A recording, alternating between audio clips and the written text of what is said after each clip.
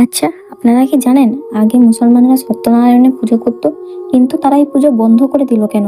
তাহলে চলুন জেনে নেব আজকে এই ভিডিওর মাধ্যমে। সত্যনারায়ণ হলেন হিন্দু দেবতা বিষ্ণুর এক বিশেষ রূপ।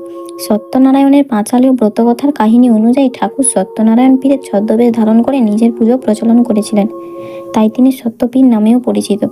গবেষকদের মতে বাংলার সত্যনারায়ণ সত্যপীর ধারণটা হিন্দু ও মুসলমান সংস্কৃতির সংমিশ্রণের ফল। কিংবদন্তি অনুযায়ী 1500 শতাব্দীতে রাজা গণেশের এক কন্যা সত্যনারায়ণ পুজোর প্রচলন করেন। এই পুজোয় ঘি, কলা, ময়দা, চিনি, দুধ প্রভৃতির সংমিশ্রণে এক বিশেষ প্রসাদ তৈরি করা হয়, যেটাকে বলা হয় সিন্নি।